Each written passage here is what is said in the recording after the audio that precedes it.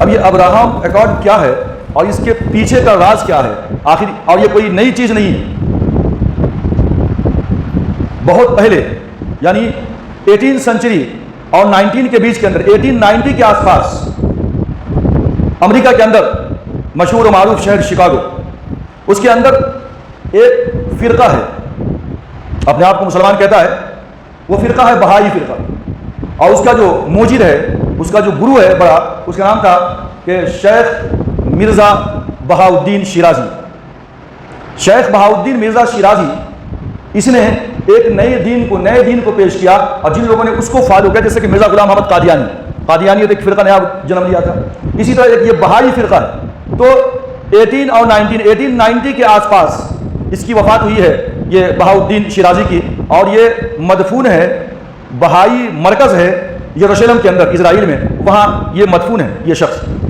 اس کا جو لگایا ہوا پودا ہے، شکاگو کے اندر کافی زمانہ پہلے ایک بہت بڑا سینٹر اس نے بنایا تھا. اس سینٹر کے اندر اتنا بڑا سینٹر ہے کہ جس میں ایک طرف مسجد بنائی گئی ہے، ایک طرف سیناگوگ یہودیوں کی عبادت گاہ بنائی گئی ہے، اور ایک طرف کرسچنوں کی عبادت گاہ بنائی گئی ہے.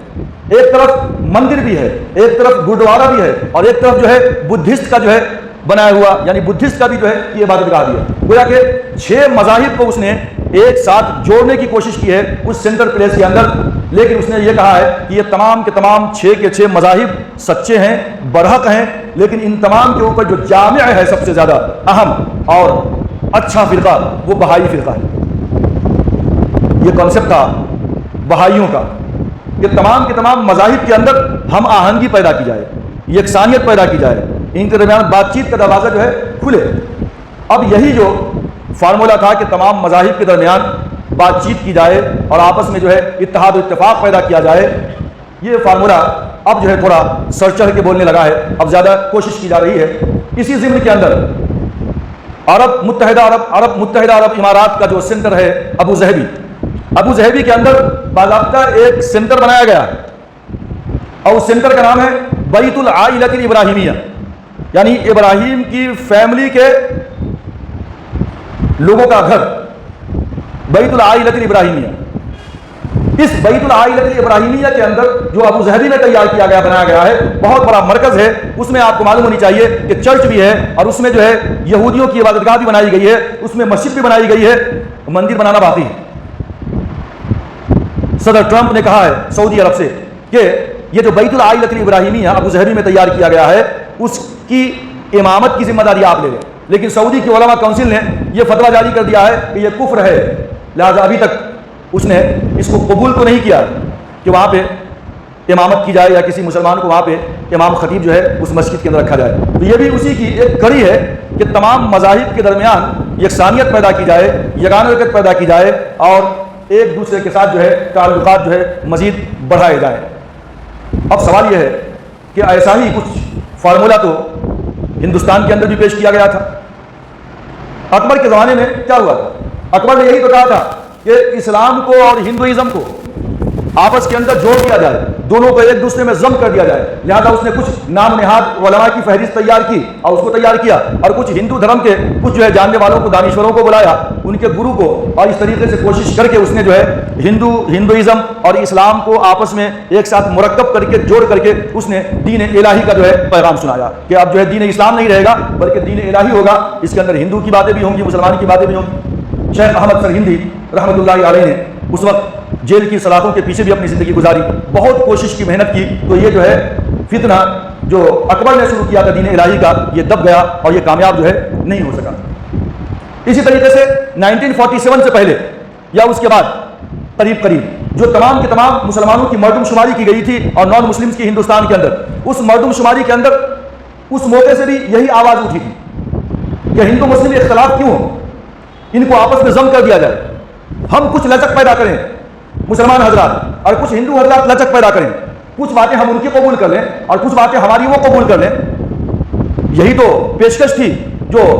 کفار مکہ نے، مشرکین مکہ نے ابو طالب کے سامنے، محمد رسول اللہ صلی اللہ علیہ وسلم کے سامنے رکھا تھا، جس کو قرآن مجید میں کہا ودوا لو تدہنوا فیدہنون. وہ چاہتے ہیں کہ وہ میرے حبیب آپ تھوڑی سی لچک پیدا کریں تو وہ بھی لچک پیدا کریں گے. کیا کہا تھا ان کافروں نے رسول اللہ صلی اللہ علیہ وسلم سے؟ کیا کہا تھا؟ یہی تو کہا تھا نا کہ بھائی دیکھیے آپ خانہ کعبہ کے اندر جا کے عبادت کریں، ہمیں کوئی اعتراض نہیں ہے، آپ اپنی جگہ عبادت کریں، آپ ایک اللہ کو مانیں، ہمیں چھوڑ دیں کہ ہم اپنی جگہ پہ اپنے معبود کو مانتے رہیں۔ آپ صرف اتنا کریں کہ ہمارے معبودوں کو برا بھلا نہ کہیں، آپ یہ نہ کہیں کہ ہمارے معبود کے اندر کچھ کرنے کی طاقت و قوت نہیں ہے، یہ کچھ نہیں کر سکتے۔ یہ فارمولا تھا، آپ اپنی جگہ پہ رہیں، ہم اپنی جگہ پہ رہیں، صرف آپ یہ نہ کہیں کہ ہمارے معبود کچھ نہیں کر سکتے۔ اور اس کے بعد پیشکش 3 تھی۔ ایک پیشکش تو یہ تھی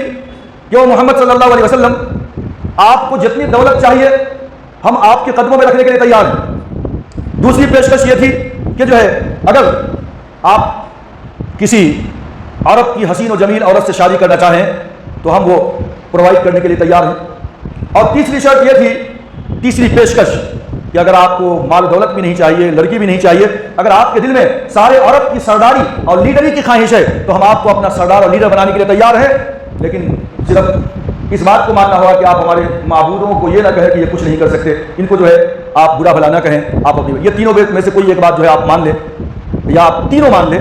ہم مال و دولت دینے بھی تیار ہیں، حسین و جمیل عورت دینے کے لیے بھی تیار ہیں، آپ کو اپنا لیڈر منتخب کرنے کے لیے بھی تیار ہیں، لیکن صرف شرط یہ ہے کہ آپ اپنے دین کے اندر تھوڑی لچک پیدا کریں۔ ہم اپنے دین کے اندر تھوڑی لچک پیدا کرتے ہیں، کبھی کبھی ہم آ جایا کریں گے اور آپ کے معبود کی عبادت کر لیں گے، اور محمد کبھی کبھی آپ ہمارے پاس آ جایا کریں اور ہمارے معبود کی عبادت کر لیں، تھوڑی سی لچک آپ، تھوڑی سی لچک ہم پیدا کریں۔ یہ پیشکش تھی کفار مکہ کے مشرکین مکہ تھی، وہی پیشکش آج جو ہے دنیا کی استعماری طاقتوں اور قوتوں کی جانب سے مسلمانوں کو کی جا رہی ہے۔ مذہب ہے کیا؟ مذہب 3 چیزوں کا نام ہے۔ ایک ہے عقیدہ، آمنت باللہ وملائکتہ وکتبہ ورسلہ والیوم الآخر والقدر خیرہ وشرہ من اللہ تعالی والبعث بعد الموت۔ یہ آرٹیکلز آف بلیف ہے کہ آپ کا فیتھ اللہ کی ذات کے اوپر، فرشتوں کے اوپر، یوم آخرت کے اوپر، تقدیر کے اوپر، مرنے کے بعد دوبارہ اٹھائے جانے کے اوپر، اللہ کی کتابوں کے اوپر، اللہ کے رسول کے اوپر، یہی تو ایمان ہے، آرٹیکلز آف بلیف ہے۔ تو یہ ایک ہے عقیدہ، مذہب کی بنیاد عقیدے کے اوپر ہے۔ دوسرے ہے کہ اخلاق، اور یہ جو عقیدہ ہے، اخلاق ہے، اور ایک چیز ہے شریعت، آپ کون سے راستے پہ چلیں گے۔ لکل امت، قرآن مجید نے کہا کہ شرعۃ و منہاجا، ہر ایک امت کے لیے جو ہے ہم نے ایک طریقہ بتا دیا تھا، بنا دیا تھا، یعنی اس وقت کے زمانے میں وہ اسی کے مطابق چلتے تھے۔ لہذا جو اخلاقی پہلو ہے، اخلاقی اعتبار سے تمام مذاہب کے اندر اخلاق کی تعلیم ہے، بڑوں کا ادب ہے، چھوٹوں کے ساتھ حسن سلوک ہے، محبت سے پیش آنا ہے، اور رشتہ داروں کے ساتھ اچھائی کا سلوک کرنا ہے۔ لیکن اسلامی اخلاقیات کے اندر کیا ہے کہ یہ تمام کے تمام جو رشتے ناطے ہیں ان کو قانونی دائرے میں لا لیا گیا ہے، کس کے کیا حقوق ہیں، مرنے کے بعد وراثت کا قانون کیسے جاری ہوگا، کس کو کتنا مال ملے گا، یہ اسلام کا ایک حسین پہلو ہے جو دوسرے مذہب کے اندر نہیں ہے۔ اخلاقی اعتبار سے اخلاق کی تعلیم تو دیگر مذاہب کے اندر بھی ہے، ہمارے پاس بھی ہے، لیکن اسلام نے اس کو ایک خاص جو ہے دائرے کے اندر لا دیا۔ شریعت ہے، شریعت کے اندر کون سے چیزوں کے اوپر آپ عمل کریں گے، کون سے طریقوں کے اوپر آپ عمل کریں گے۔ صفائی ہے، ستھرائی ہے، نظافت ہے، دیگر مذاہب کے اندر بھی صفائی ستھرائی ہے۔ ہمارے پاس کہا گیا نظافت و شطر الایمان، cleanliness is a half faith, یعنی پاکی صفائی آدھا ایمان ہے۔ لیکن یہاں پہ قانون بنایا گیا، نماز پڑھنا ہے تو وضو کرنا ہے، ناپاک ہو گئے تو غسل کرنا ہے۔ اس طریقے تو قانون کے دائرے میں لا ورنہ آدمی ناپاک ہے۔ اس طریقے سے حرام ہے، حلال ہے، زناکاری ہے، سود خوری ہے، شراب نوشی ہے، ایسے کتنے مسائل ہیں جو شریعت نے اس کو پابند بنا دیا ہے کہ کیا چیزیں تمہیں کرنا ہے، کیا چیزیں نہیں کرنا ہے، لیکن دیگر شریعتوں کے اندر نہیں ہے۔ خود ان کی کتابوں کے اندر، سپوز کیجیے توریت کے اندر، بائبل کے اندر جو ہے وہاں بھی اخلاق کی تعلیم ہے، وہاں بھی وحدانیت کی تعلیم ہے، لیکن کیا ہوتا ہے، وحدانیت کہاں ہے، ٹرینیٹی کا عقیدہ رکھتے ہیں، اللہ جو ہے باپ ہے، مریم جو ہے بیوی ہے، اور حضرت عیسیٰ علیہ السلام جو ہے بیٹے ہیں۔ یہودیوں کے پاس کیا ہے، وقالت الیہود عزیر ابن اللہ، حضرت عزیر اللہ کے بیٹے ہیں۔ ہندو دھرم کے پاس کیا ہے، پتہ نہیں کتنے ہزاروں خداؤں کے اندر جو ہے وہ مانتے ہیں، لیکن اسلام کی شریعت کیا ہے، ان کا قانون الگ ہے، ان کے پاس صرف ونس آف اللہ ہے، مونوتھیزم ہے، دیکھیے اللہ کی جو ہے توحید تعلیم ہے۔ تو یہ جو ہے یہ عقیدے کا معاملہ ہے، تو عقیدہ ہے، شریعت ہے اور اخلاق ہے، یہ مذہب کی بنیاد ان 3 چیزوں کے اوپر ہے۔ لیکن ہمارا عقیدہ دوسرے مذاہب سے مختلف ہے، ان کی عقیدے جو ہے مختلف ہیں، ان کا طور طریقہ، ان کا چلن اپنی کتابوں کے اوپر بھی نہیں، صرف عقیدہ، شریعت اور اخلاق نام کو باقی ہے۔ وہ یہ چاہتے ہیں کہ تمام مذاہب کو ایک ساتھ لا کر کے مسلمانوں کے اندر سے اسلام کی روح کو خالی کر دیا جائے، نام کے مسلمان رہ جائے۔ علامہ اقبال نے کسی زمانے میں کہا تھا کہ ملا کو جو ہے ہند میں سجدے کی اجازت، ملا کو جو ہے ہند میں سجدے کی اجازت، نادا یہ سمجھتا ہے کہ اسلام ہے آزاد۔ جب تک آپ نماز پڑھ رہے ہیں، روزہ رکھ رہے ہیں، حج کر رہے ہیں، کوئی آپ کو نہیں ٹوک رہا۔ آج کل اس کے اوپر بھی پابندی لگ رہی ہے، نمازوں کے لیے، اذان کے لیے بھی مسائل کھڑے ہو رہے ہیں، لیکن اس زمانے میں نہیں تھا۔ تو اقبال نے جب کہا تھا کہ ملا کو جو ہے ہند میں سجدے کی اجازت، نادا یہ سمجھتا ہے کہ اسلام ہے آزاد۔ اب اسلام صرف سجدہ کر لینے سے اسلام کے تمام ارکان ادا ہو جاتے ہیں؟ اب اپنی زندگی کے اندر تم جو ہے یا پھر پورے کے پورے مقامات کے اوپر قرآن کے احکامات کو نافذ کرنے کی کوشش کرو، دیکھو کتنے دشمن تمہارے سامنے کھڑے ہو جاتے ہیں۔ سود سے روکنے کی کوشش کرو، دیکھو تمہارے سامنے کتنے لوگ کھڑے ہوتے ہیں۔ تو جب تک کہ نماز روزہ زکوٰۃ تک مسلمان بالکل سمٹا ہوا ہے ٹھیک ہے، لیکن تمام کے تمام قوانین کو اگر وہ عمل پیدا کرنے کی کوشش کرے اور امپلیمنٹ کرنے کی کوشش کرے، دوسروں تک پھیلانے کی کوشش کرے، تو وہاں پہ جو ہے ہمارے خلاف بہت ساری جو ہے رکاوٹیں اور ہمارے خلاف جو اٹھنے والی آوازیں پیدا ہونا شروع ہو جاتی ہیں۔ تو یہ ہے کہ تمام کے تمام مذاہب کو ایک ساتھ کر کے اسلام کی جو ہے ماننے والوں کے اندر سے اسلام کی روح کو جو ہے ختم کر ڈالا۔ اقبال نے کہا تھا کبھی عرب کے بارے میں کہ وہ فات اکش کے موت سے ڈرتا نہیں ذرا، وہ فات اکش کے موت سے ڈرتا نہیں ذرا، روح محمد اس کے بدن سے نکال دو۔ یہ روح محمد صلی اللہ علیہ وسلم کی جو روح ہے، اسلام کی جو تعلیمات ہے، اسلام کی جو روح ہے وہ نکال دو ان کے قلوب سے، ان کے جگر سے۔ وہ فات اکش کے موت سے ڈرتا نہیں ذرا، روح محمد اس کے بدن سے نکال دو، اور فکر عرب کو دے کے فرنگی تخیلات اسلام کو حجاز و یمن سے نکال دو۔ کوشش آج اسی بات کی جو ہے ابراہم ایکارڈ کیا ہے کہ تمام کے تمام مذاہب کا جو مرکز ہے، جو محور ہے، وہ ابراہیم علیہ السلام کی ذات گرامی ہے۔ یہ باور کرانے کی کوشش کی جا رہی ہے کہ حضرت ابراہیم علیہ السلام کے بیٹے حضرت اسحاق کے بیٹے حضرت یعقوب، اور یعقوب کے بیٹے یعنی جو آگے 12 قبیلے چلے ہیں بنی اسرائیل کے، تمام انبیاء وہاں سے آئے۔ دوسری طرف حضرت ہاجرہ رضی اللہ تعالیٰ عنہ کے بدن سے ابراہیم علیہ السلام کے بیٹے حضرت اسماعیل، اور اسماعیل علیہ السلام کی اولاد میں جو ان کی نسل میں جو آخری نبی آئے ہیں جناب محمد رسول اللہ صلی اللہ علیہ وسلم۔ تو اب یہ جو اسلام ہے اس طرف ہے محمد رسول اللہ صلی اللہ علیہ وسلم کی طرف، یہودیت حضرت موسیٰ علیہ السلام سے منسوب ہے، اور عیسائیت حضرت عیسیٰ علیہ السلام سے منسوب ہے، اور بعض دانشوروں کے خیال کے مطابق ہندوازم کا بھی سینٹر اور محور جو ہے حضرت ابراہیم علیہ السلام کو ہی مانا جاتا ہے۔ تو جب تمام کے تمام مذاہب کا سینٹر پلیس، اس کا محور اور اس کا گہوارہ سیدنا ابراہیم علیہ السلام کی ذات گرامی ہے، تو پھر ہم سب کے درمیان اختلاف کیوں ہے؟ اتنا زیادہ اختلاف کی وجہ کیا ہے؟ ہم سب ایک ہو جائیں، تمام مذاہب کے اندر ہم آہنگی پیدا ہو جائے، آپس میں یونیٹی پیدا ہو جائے، اتحاد و اتفاق جو ہے آپس کے اندر پیدا ہو جائے۔ تو اچھا، جب 1970 کے اندر آپ کو یاد ہوگا کہ معمر قذافی، لیبیا کا صدر معمر قذافی 1970 کے اندر ایک سیرت نبوی کا کانفرنس ہو رہا تھا اور صدر وہی تھا، تو صدارتی خطاب کے اندر جو اس نے ایک لفظ کہا تھا کتنا خطرناک تھا، اس زمانے سے یہی بات چل رہی ہے۔ اس نے کہا تھا کہ کیونکہ دنیا کے تمام جو مذاہب ہیں، ان تمام مذاہب کا محور اور اس کا سینٹر پلیس سیدنا ابراہیم علیہ السلام کی ذات گرامی ہے۔ اس نے قرآن کی آیت کوٹ کیا تھا کہ ملت ابیکم ابراہیم هو سماکم المسلمین، یہ تمہارے باپ ابراہیم کی ملت ہے، یہ مذہب ہے، یہ طریقہ ہے سب کا، اور اسی نے تم سب کا نام مسلمان رکھا ہے۔ لہذا جتنے بھی مذاہب ہیں، ہندوازم ہو، کرسچینٹی ہو، اور یہودیت ہو، اسلام ہو، یہ سب کا تعلق حضرت ابراہیم علیہ السلام کی ذات گرامی سے ہے۔ لہذا اسپیشلی خاص طور پہ تشخص کے طور پہ جناب محمد رسول اللہ صلی اللہ علیہ وسلم کو آخری نبی ماننا، اور